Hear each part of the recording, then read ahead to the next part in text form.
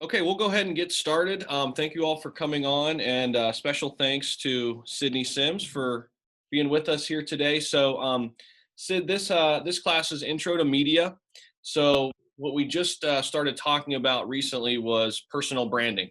So, Mhm. of course, I started going through my LinkedIn, and I'm like, okay, who do I know that I can bring in that can add some great insight to the conversation?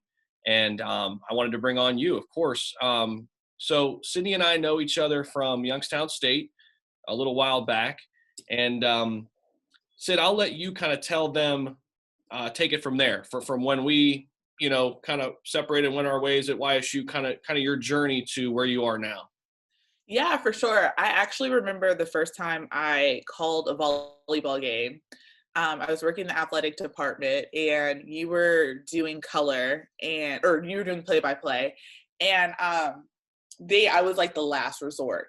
They were like, "Do you know volleyball?" And I was like, "Yeah, I used to play." And they're like, "Okay, we'll show up." And I had no clue what I was doing. I was a psych major, and I called that game. And the next day, I switched my major to broadcast journalism. And ever since then, I've been on this crazy journey. I graduated from Youngstown State, and while I was there, my junior year, I started interning in the PR/slash sports information department with Pitt Athletics, and knew nothing about PR at all. But I kind of just kept my head low, grinded it out, and when I graduated, they brought me on as a freelancer. I did that for a couple years. I worked in the PR department, and then I did video. And so I wanted to be on air talent at a university. And so, with great advice, they told me, "Hey, like spread your wings, go a couple other places, and then maybe we'll bring you back at Pitt. So, get more experience." So I left and went to the University of Wyoming, and as a graduate assistant, I did that for a year, where I was their on air talent. And then I got an opportunity at the Naval Academy in Annapolis, Maryland, and I covered 33 sports for social and did that for a year. Got picked up by the football team where I only did football, where I then start working more with student athlete and coaches, branding and stuff like that on social. And an opportunity arose on Twitter, and I uh, was reached out to by Notre Dame, and I interviewed in since March, I got the job. And since March, I've been here with their football program. And I'm the director of social media, student athlete branding. And then I'm also the face of their athletic program, in particular football. So it's been quite a journey in such a short time. Yes, definitely. Of course, there's going to be a lot of questions from the audience, but kind of the segue from that. So, how does personal branding and branding in general, from your personal accounts, how does that kind of infiltrate into your job? How do you utilize that to do better in the organizational setting? It plays a big role. We live in the age of being on your phone 24/7. And so it can be a double-edged sword. It can be a good thing, it can be a bad thing. But you have a persona on social media of what people or who people think you are. And so I always tell people that different platforms play for different things. The last two jobs I've gotten were because of people who were following me off of Facebook, or not Facebook, sorry, excuse me, Twitter, and saw the work I was doing, what I was showcasing, and then kind of just a little bit of my personality. And so I tell people that, like, you want to invest in yourself in social media, as tiring and as it can be a lot, especially in this political and social climate. It can be a lot, but it's also a great tool to help build your brand. And I say, by being the most authentic self, be strategic, but be authentic, is what I tell a lot of people. What have you learned in terms of in how, how to go about that? Because we've talked about that and being authentic, but I want them to hear it from you as someone who has already kind of been through that process. Yeah, I would say I'm a very goofy, very outgoing person, Zach, you would know.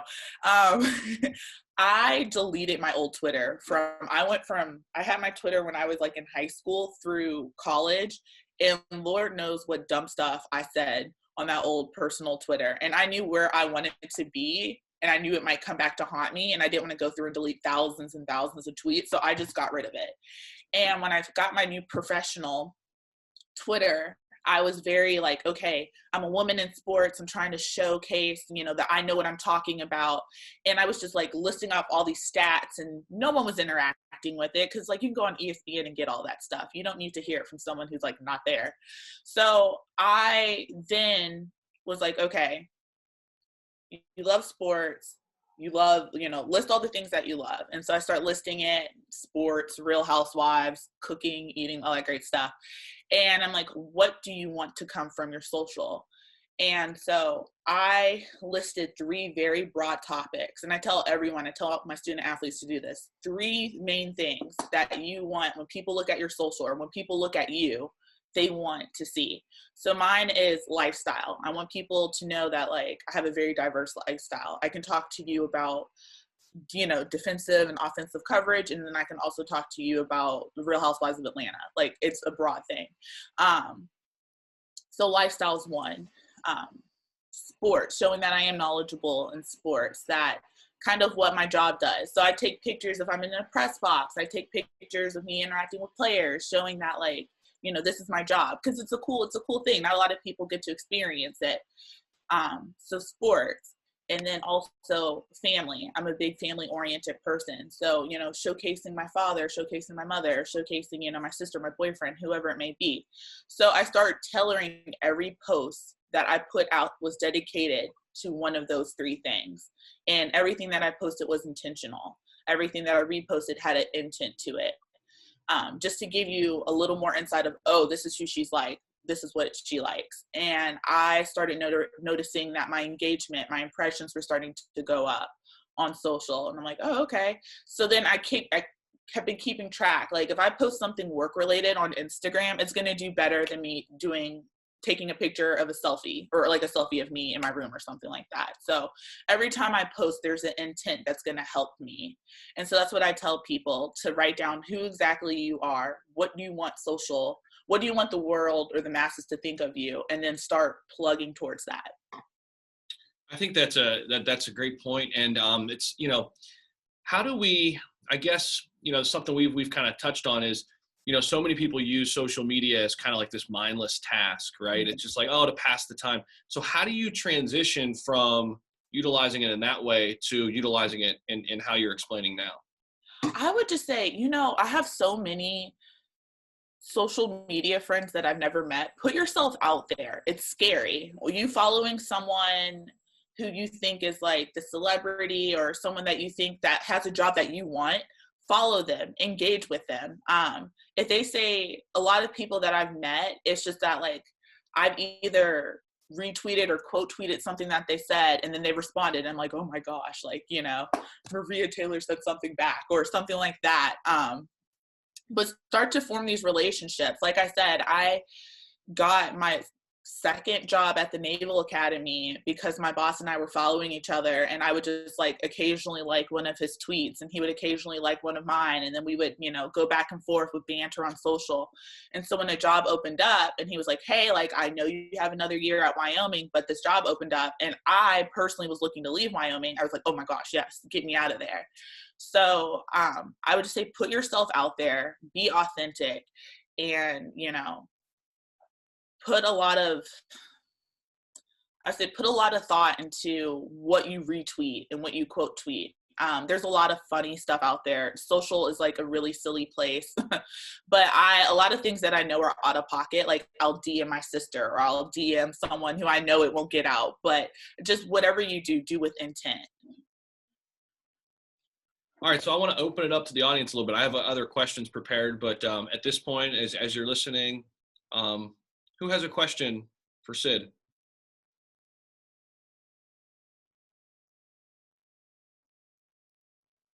I have one.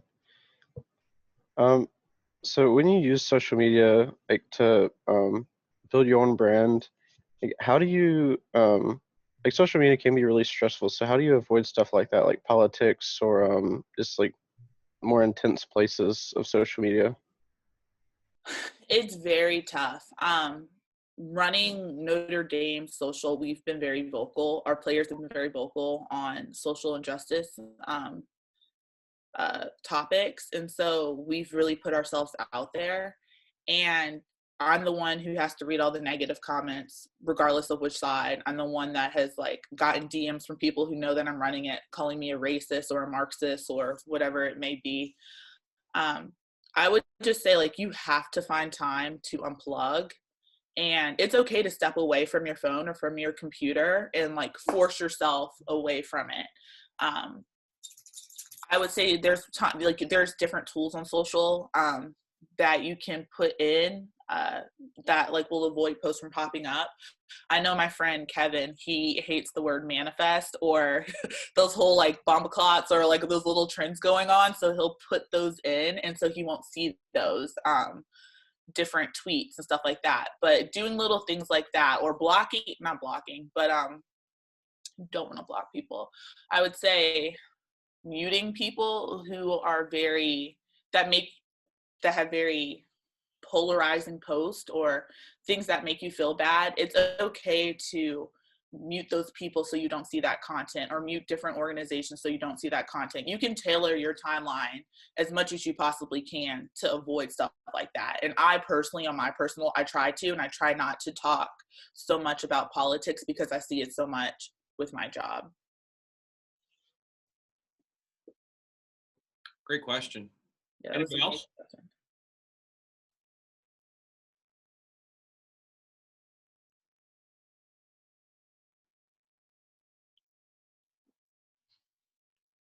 I'm sure they'll have some eventually. Oh yeah, it's all good. So talk about branding specifically at Notre Dame and how it's been a similar but also a different process than your other places. Yeah, at Notre Dame, it's probably one of the biggest brands in football, period. Everyone knows Notre Dame. Everyone knows the Fighting Irish, especially their football program. And so coming into that, it's a very conservative brand, and they're very big on tradition. And I was hired specifically to kind of combat that a little bit, to change their brand. And so going into it, I think you need to do your, know your history, read up on the brand, feel comfortable within it. And running a team so much, you're trying to represent over 100 players and coaches and staff and make sure everyone feels like they have a voice. So it's just building relationships is the biggest thing. Knowing what Coach Kelly wants the brand to be represented by, knowing what the senior captains want, knowing what the freshmen hope to one day have the Notre Dame football brand look like. And I have a chart. I keep like a big spreadsheet, and I keep all of that information in there. Like when you look at Notre Dame social, I did a questionnaire to all the players and coaches. What do you want it to look like? And then the majority of it, it's like, okay, so majority of people want it to look gritty. They want it to be flashy. So then when I work with my graphic designers and my photographers and my videographers, then we can now tailor these posts to look what they want it to look like. So it's been very interesting because it's so traditional and it's at such a large scale that any typo, any error, I'm going to get called out on. So I think that's been the biggest change, and having kind of a thick skin, like what the end goal is going to be, and not everyone's going to jump on that bandwagon right away, but you have to see that end result. So just keeping a tunnel vision on what ultimately you want that brand to evolve to. So as all of us sit here, and specifically the students, what can they do right now to start enhancing their brand? Like what would be like the first piece of advice for somebody to start enhancing their personal brand? I would say, take a moment and look at yourself and see, what are your interests? What are your likes and dislikes? Like the cool thing about each and every person in this room is that you're different, and that is your power. As cliche and corny as that sounds, but you bring something to the table that the next person doesn't. I see, like, Evan, in your background, Call of Duty. I suck at Call of Duty. Like, there's things that you probably could talk about, and there's a whole niche of people that you could engage with that I couldn't. Like, I would look like a fool. So, like, tailoring that to build a brand and build a following and build a group, that the next person can't. And it's hard and it takes time. There's going to be times where you're going to be like, wow, this isn't working. And that's when you have to go back to the drawing board and be like, okay, what can I do different? But I would say, honestly, writing down, this is what I want this is what I hope to gain, and this is what I want my brand to become, and then this is who I am, and then just measuring, okay, what do I need to do? Do I need to follow, I don't know much about Call of Duty once again, like, do I need to follow like the #1 Call of Duty person? Like, do I need to engage? Do I need to enter this tournament? Like, there's little things that I feel like each and every one of you can do that can help build your brand by tailoring it down. Like, once again, on Saturdays, I'm talking college football. On Sundays, I'm talking Real Housewives of Potomac. So, like, there's different niches of people that you can engage. And that's the more broad and the more broad you open that up to, and the more that you're invested into it, the more outcome you will see from it. I'll open it back up to the audience. Questions for Sydney? I have one. So my question would be like, well, not necessarily a question, mostly like an advice. So if you want to like start, your start branding yourself and all of that, like you, for example, what did you like tell yourself before you actually started? Because like putting yourself out there is not necessarily like an easy thing to do, just because we see so much haters on social media, and like, do I necessarily want to have that backlash on me all the time? Not really. So like, what did you tell yourself when you actually started? It's very scary. That's an amazing question. Putting yourself out there in general is scary, especially on social, where people can hide behind their keyboard or their phone screen. I found a lot of confidence knowing, like, this is what I want to do, and this is preparing me for where I want to go. So every negative comment that I've received, I'm like, okay, this is preparing me for when I'm on a bigger scale, then I'm going to have to get used to it. So I like always told myself, I'm like, okay, this negative comment or this negative situation that I've been put in is a step closer to my goal, a step closer to my dream. Because, the biggest stars get ridiculed the most, like LeBron. Everyone has an opinion about LeBron. Everyone has an opinion about Kim Kardashian. Everyone has an opinion. And so to reach a certain level, you have to get used and you have to develop a thick skin. And so I look at it at each comment and I'm like, okay, sometimes it's warranted. Sometimes they're just being a hater, and you just grow from it. But I would say it is hard. Like, sometimes I would receive, or I've received comments about my hair, being curly, having curly, natural hair. When I was in college, a lot of professors told me, like, hey, like, that's going to be something that you're going to have to overcome. Like, people are going to talk about it. And that's something that I feel very passionate about, keeping my hair natural. And so when I receive these comments, like, yeah, it's hurtful. Like, it's, no one wants to hear something negative about their hair or negative about their skin color or being called the N word or racist or whatever it may be. But I know that it's one step closer, and it's just, I know who and what I am. I know what I can bring to the table, and you just got to block that out. But trust me, it's tough.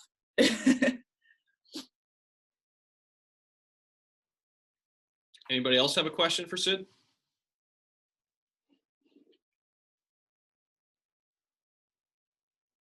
Or I should say, who has a question?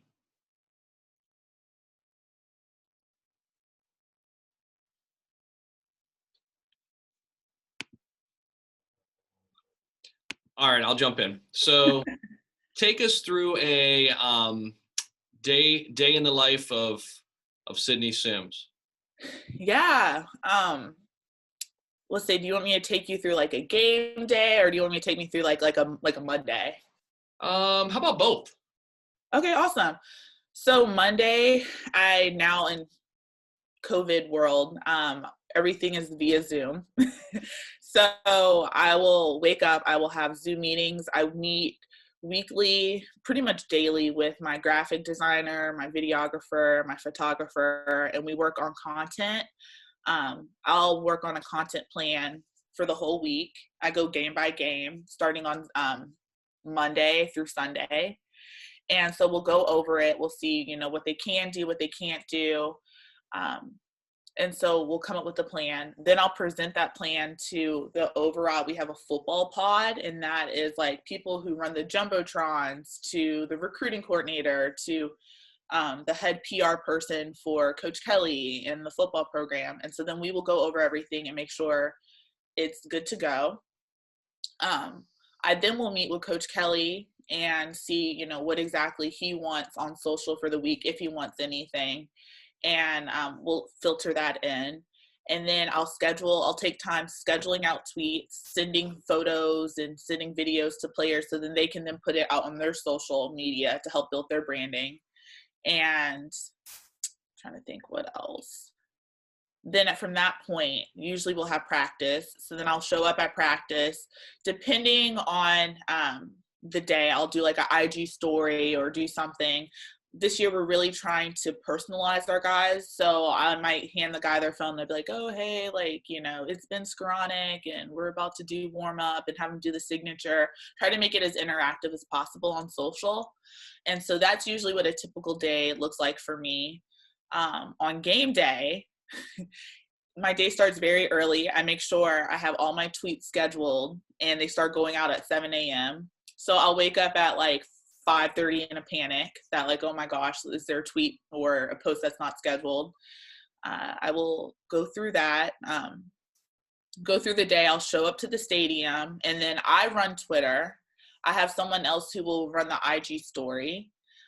So we'll prep, we'll go through the stadium, get different shots that we need. And then as the team arrives, I will interview Coach Kelly on Instagram Live right when he walks into his locker room.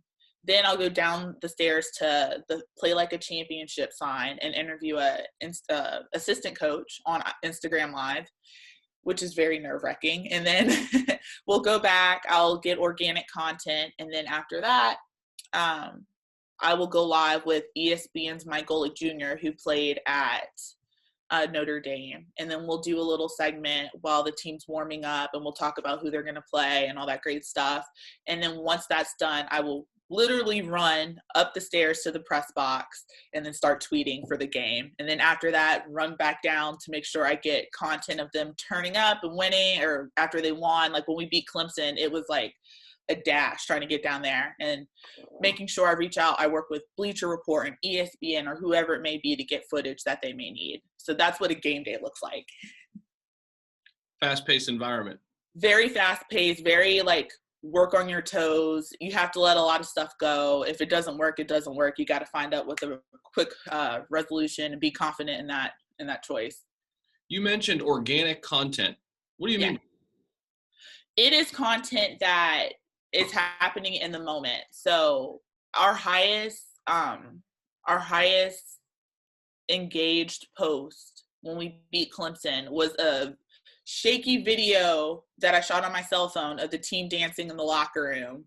And I posted it straight from Twitter, or straight on my phone to Twitter, and it got national news and went viral. So organic content is stuff that's not edited or edited by a graphic designer or videographer. It's just straight stuff right in the moment.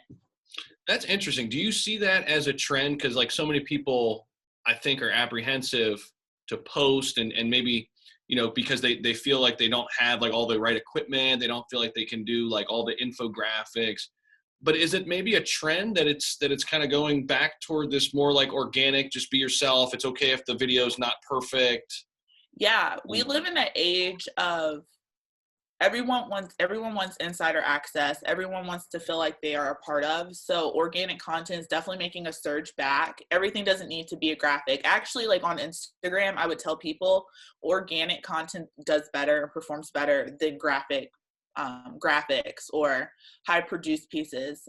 So it is a trend that we are seeing numbers wise, and it makes it easier for people who want to build their brands, or for people like me who need to get information out really easy. It does perform very better. All right, who else has a question? Who wants to jump in? Yeah, ask me anything.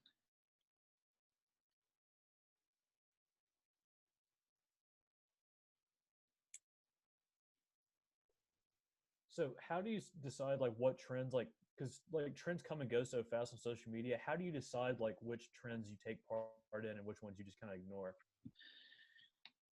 That's a good question. Knowing your brand and what makes sense, there's some things that I know that like the hip hop Harry trend, which I love hip hop Harry. So when that was a trend, I was like, let's go. And we had this whole post, and I was looking at it and I'm like, this doesn't feel right for Notre Dame. So we held on it, and I'm happy we held on it.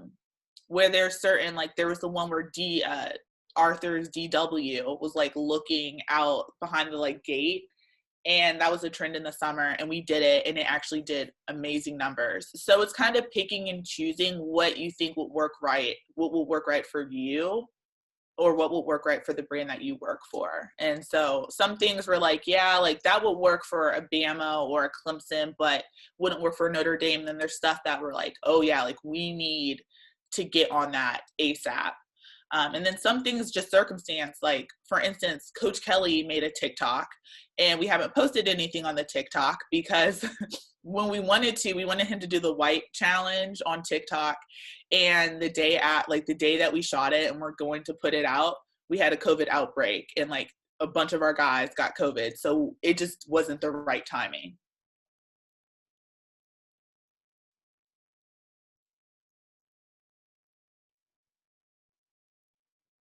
Who else has a question?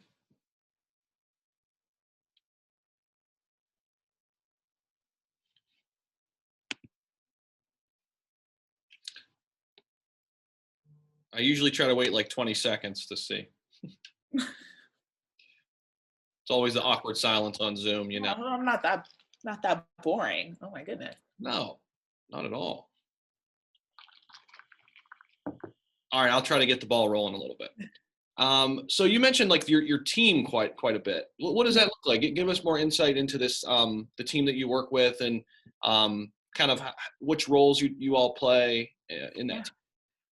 We have a whole operation. Notre Dame's very blessed to have like a big production and media group. It's called Fighting Irish Media. They actually have their own social. It's kind of a big thing. But I work there's 3 communication people that I work very closely with: Katie, Matt, and Claire. And so any stats, any player awards or stuff like that, that's who I talk to and work closely with, so we can get that out, and they'll give me the correct information. And they do a lot of fact checking. So if we have a graphic made about like we had the longest FBS win streak, they're going to be the ones that sign off on that. So we rely really heavily on them. And then Katie, who leads that charge, she works directly with Coach Kelly, and it's kind of his eyes and ears. So she'll be like, hey, like Coach doesn't want this to go out. Coach doesn't want that. So that helps a lot. Then I work with our videographer, Emily, and she recently graduated from Notre Dame, and she does all of our video content. So she's at practice, she's at all the games, she travels with the team, and she does a lot of the organic, the hype videos, all that great stuff, the video recaps. And so then there's Matt, who is our photographer and our graphic designer. And he will do our game day graphics. He will do all the photos that we give out to the players. And he actually works on the different branding elements, such as the different textures in the video, the different fonts that we use, the different fonts and colors that we use. So he's really good when it comes to talking about a visual branding aspect. And so me and him work very closely in terms of that. Then we have Kevin, who's our motion design. He does our motion design. So he'll do all of the moving graphics and stuff like that. And so I don't work as close with him, but he does do stuff with us weekly. And then we have our innovation and design team led by Joe Dane. And that's where we do, they're called Irishographies, and they're sit-down pieces where I'll interview a player and we'll do like kind of in-depth feature on them. And that's who I work with weekly. And then we have our marketing department, Barb. And so when we do like different promotions on social, that's who I work with to get the jersey or the different prizes that we're going to send out to fans. All right, I'll open it back up. This has been great. Thanks so much again for joining us. Yeah, of course. Thank you for having me. Yeah, we're going to continue it. I just Oh, yeah. So maybe somebody we haven't heard from. Somebody out there? So for Tom's, like when it comes to running social medias, does it ever get too overwhelming? And if it does, like how do you like cope with that and like get back to where it's comfortable again?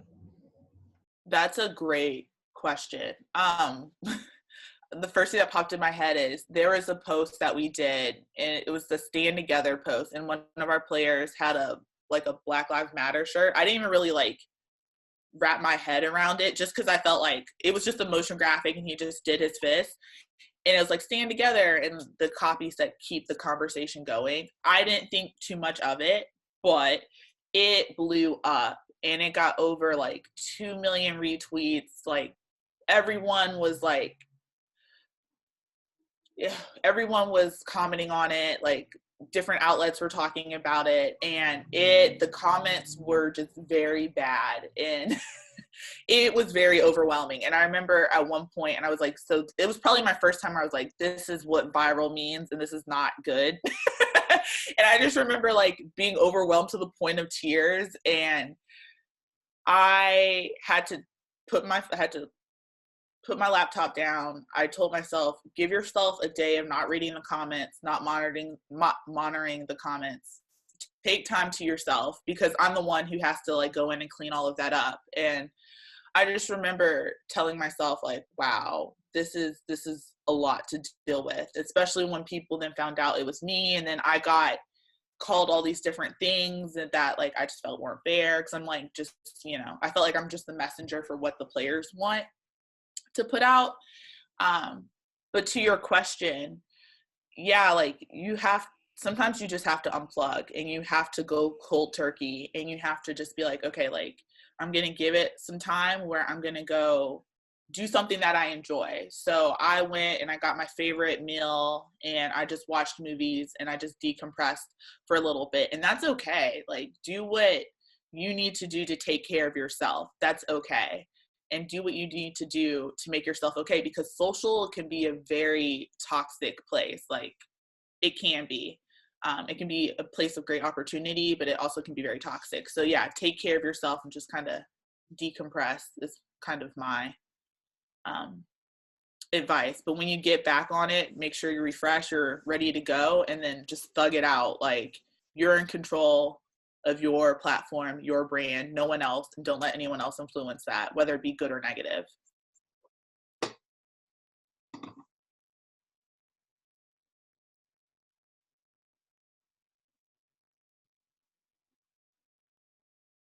Anybody else? Somebody we haven't heard from, maybe?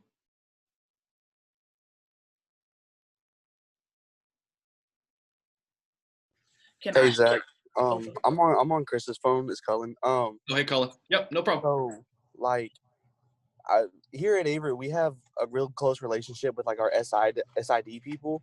Like we all know them by name, and they know all of us by name, and we have a real good relationship. You and y'all's players have that kind of relationship? Oh yeah, yes.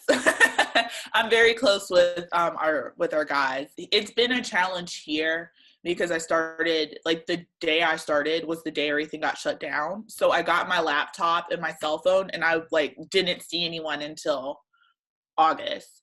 So these are very new relationships that I'm forming, but being authentic and letting the guys know, like, I genuinely care about them. I genuinely want to see their brands, and I want to see them as people take off and be great, whether they're in the NFL or whether they're a doctor or whatever it may be. I want to see them be successful. So being authentic and then letting them know that you have their best interests at heart, I think is very important. But yeah, like, I was just texting one of our players. He just accepted the Senior Bowl, the Reese's Senior Bowl invite. And so I was just texting him. I'm like, yeah, we're working on a graphic, all this great stuff. So I'm very close. I try to be as close with the players.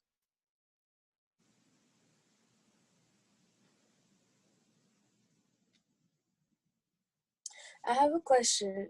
So, being like working in the field that you are, I would imagine, because I don't know much, but I would imagine that you work with like a lot of like men around you, right?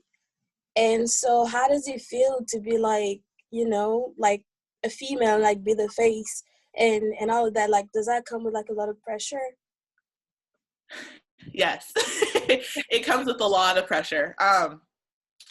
I have been in situations where I've been in very extreme situations. My first job out of college, well, my first job out of college, my employer put his hands on me, like he threw something at me, which is a very extreme and shouldn't be tolerated if you're a male or female. That experience really taught me a lot in how to go about dealing with, it just taught me a lot about dealing with people who feel as if like you don't belong. You know what I'm saying? Mm-hmm. And it also taught me how not to be a leader. But I would say as a woman, it is very tough. And so I just say, like, you stand firm, be very confident. I think being a woman of color is an added element, because when I would try to stand up for myself, they're like, I'm an angry Black woman. And I'm like, I'm not angry at all. I'm just telling you that, like, I felt disrespected, whatever it may be. And so I struggled with that a lot because I didn't want it to be labeled that. So a lot of things I would let slide. And so just finding that balance of when it's like, okay, you think I'm a B word, or you think I'm that angry Black woman, whatever, but I'm not going to tolerate this behavior, versus when you pick and choose your battles. Some things is like, do I really want to make this bigger than what it needs to be? But it is very challenging. I mean, even being in the locker room, after a game, guys are just like, they don't care. Like, they just, got done playing 60 minutes. They're taking their clothes off and you're standing there and you're like, oh my gosh, like, do you guys not see me? Like, come on now. And so I think just knowing when to be assertive, when to, lay low a little bit, but be confident in yourself, whatever field you're in, whether it's sports, whether it's entertainment, if whatever it may be. And this is regardless of gender. Like, be confident in yourself, and you said what you said, you mean what you say, and stand by it. You deserve to be in the room with any amount of men. You've proven yourself. Don't let people mansplain things to you or stuff like that. Like, know when it's coming from no one is coming from a good place, and no one is coming from a bad place, is what I'm saying. So some of the biggest guys some of the biggest mentors in my career and the people that have helped me have been men. So just know who has good intent for you and who doesn't, is my long-winded answer.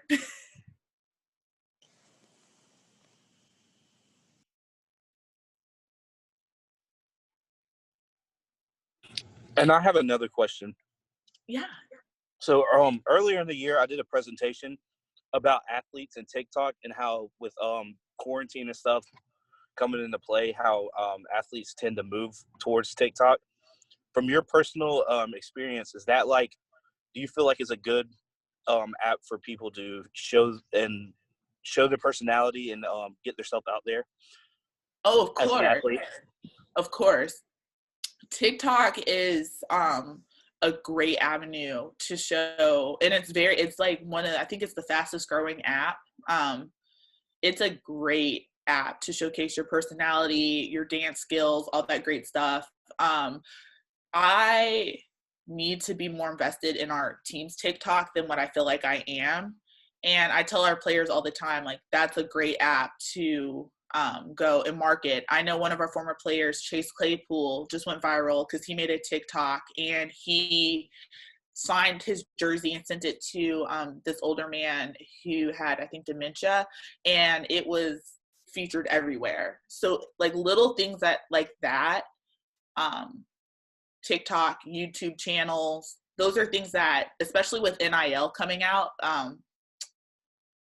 players can now profit off of sponsorships and stuff like that. So that's a great avenue to already set a foundation instead of following that when it does go through. I think in January or February, you already have a strong platform so that like Kellogg's can be like, oh, he has X amount of TikTok followers. Let's team up with him to do a TikTok and pay him X amount. Oh, he has how many followers on YouTube? We can work with him to profit off a commercial or, advertisement sales. So that's a really good point. And I would love to see your paper actually on what you said with it. Chris is kind of TikTok famous from what I hear. Oh, really? You might have to show me a thing or two. Not like Chase Claypool or anything, but I got a few thousand. A few thousand? Oh. Like 15,000, but I wish I was like wow. Okay, you were up there. I love how you say that just so casually.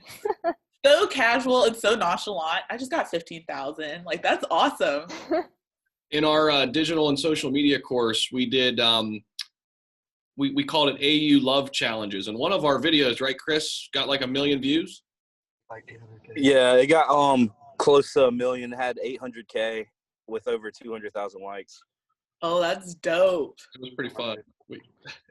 It was a mannequin challenge. Yeah, it was mannequin challenge. We brought it back from 2016. So I love that. And I'm a huge Steelers fan, so I'm glad you brought up Chase Claypool. Oh, nice. He's on my fantasy team, so like, gotta keep the train going. Who else wants to ask Sid a question?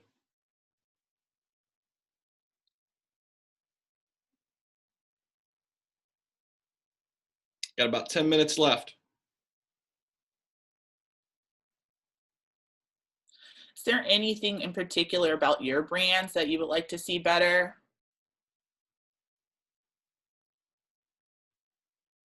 Or any roadblocks that you've hit that you're like, you wonder about? It's not necessarily like about my personal branding, but like when you were in school, what moment was it where you like thought to yourself, like, this is really what I want to do?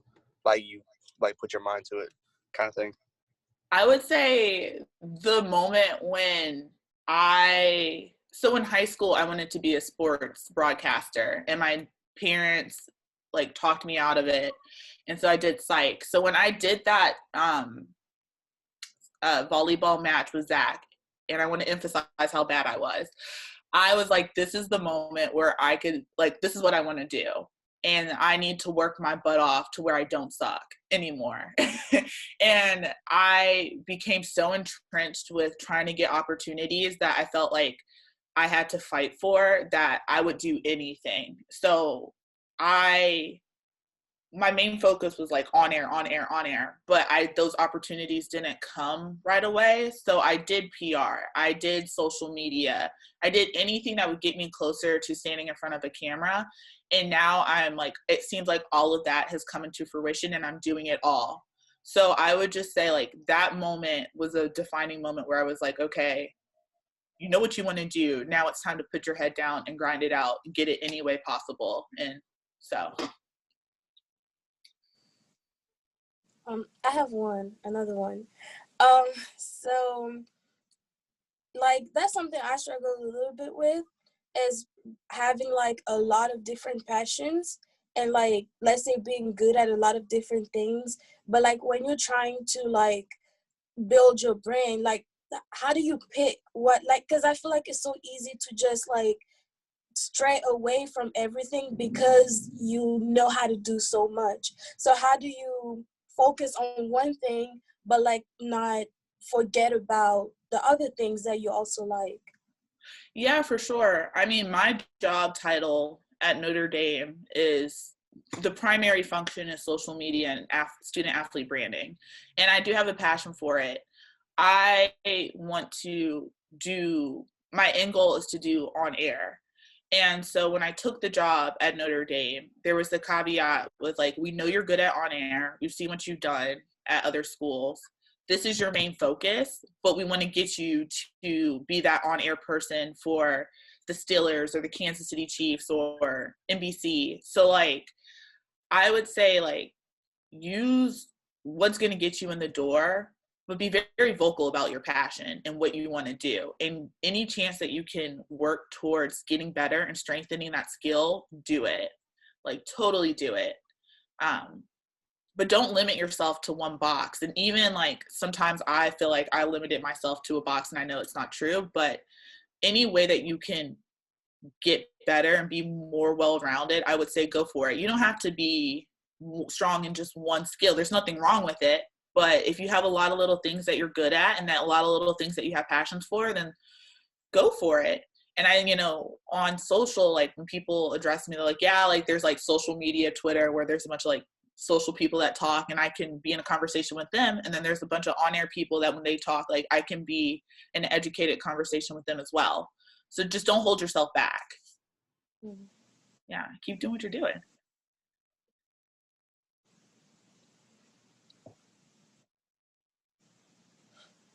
Who else has a question?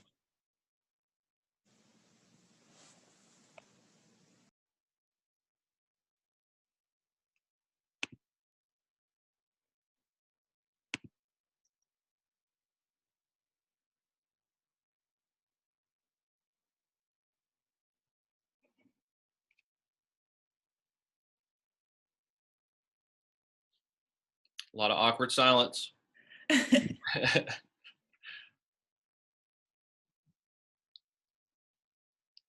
All right, Sid, I've got one for you.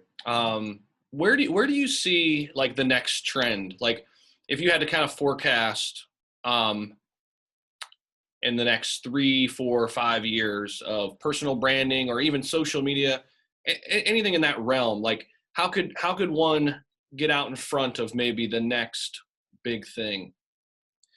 Yeah, I would go back. I think investing in TikTok and then the content that you make for TikTok, I would repurpose for Instagram Reel.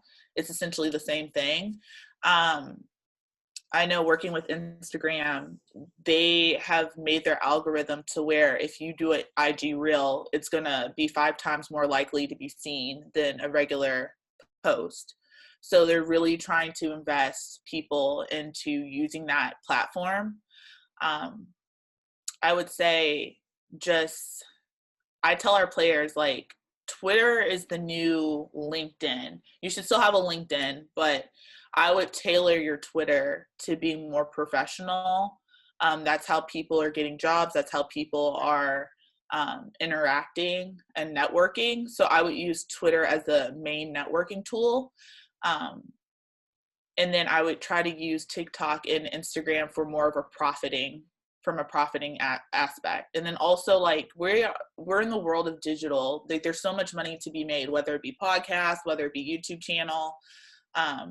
Put yourself out there and take that risk. Even I need to put myself out there. Like there's things that I want to do that I am hopefully going to do pretty soon, but see what works, see what doesn't work. Rome wasn't built in a day, but I would start getting ahead of getting out to these social media platforms and trying the new things. Like Fleets just came out on Twitter, which is kind of like an IG story. And I know everyone's kind of ragging on it, but my mindset is like, okay, how can Notre Dame football profit from it? How can I profit from it? So, as people like talk trash on it, see how you can corner that market.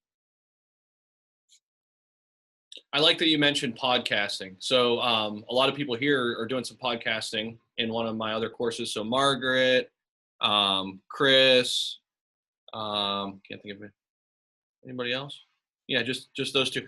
But to talk a little bit about podcasting, it's so interesting to me, like that it's radio, right? Yeah. It's just this new form. Like we all thought, oh, radio's dead. Well, it isn't. Yeah. So at Notre Dame, we have a whole, our athletic department has a whole unit that's dedicated to podcasts. We have, I think, 3 or 4 different shows, to one being by a former student athlete who works in our video department, and she talks to student athletes of color about their experiences on Notre Dame's campus. Another one is a softball player, and I love this one. It's called Beyond the Scars, and she's talking about mental health, and what it's like to be a student athlete and battle with mental health. And so there's all these different niches. I did a podcast on Love is Blind? Or no, Too Hot to Handle on Netflix. And, it's completely out of my realm. And we talked about every episode and we broke it down. And so like, it doesn't have to be geared towards what your job is, but have fun with it. And it was me and my old coworker at Navy who does graphics. And we just sat there and we just like talked about Sharon and all of them. So I personally want to do a podcast geared to like sports and kind of pop culture, like a little mix, a hybrid of that. But I would just say like, yeah, there's so much money to be made in podcasts. And I don't think people realize how much you can make in it. And a lot of schools and a lot of teams are starting, and athletes are starting to see that opportunity, and they're starting to, narrow in on it. So I would say totally jump on that train. Yeah. So to kind of bring that full circle, because I think it kind of dovetails nicely with like Liddy's question. So maybe necessarily you could do a podcast that doesn't necessarily speak to your brand exactly. Mm-hmm. Could it still enhance your brand? Oh, for sure. Like I gained quite a bit of followers when on our Too Hot to Handle podcast, that, reality show buffs. And then there's a lot of people who work in sports that are just like, me, who love Too Hot to Handle, are like, oh my goodness, like I didn't know you were into that. So it will expand your brand because, everyone has other interests other than what their field is. And so I would say put yourself out there and, showcase another light, a different side of you. It's only going to make you better. That is a perfect way to close it. This has been awesome. Sid, thank you so much. I'm sure everyone here has really appreciated it too. Yeah, I mean, honestly, when I was in college, having someone to talk to and having someone who's gone through it was very helpful. So I'm always here. If you guys want to shoot me an email, follow me on social, whatever it may be, like I'll follow back. Like, let me know. And I'm definitely want to be here as a guide for you guys. And Zach, thank you so much for having me come on.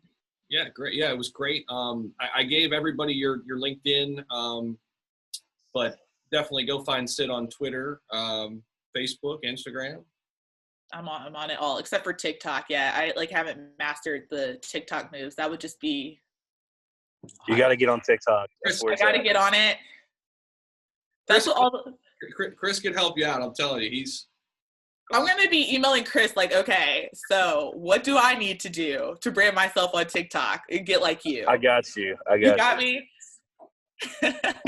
Perfect. Thank you so much again, Sid. I really appreciate it. And I will talk to you all everybody else on the call on Friday. Bye, y'all.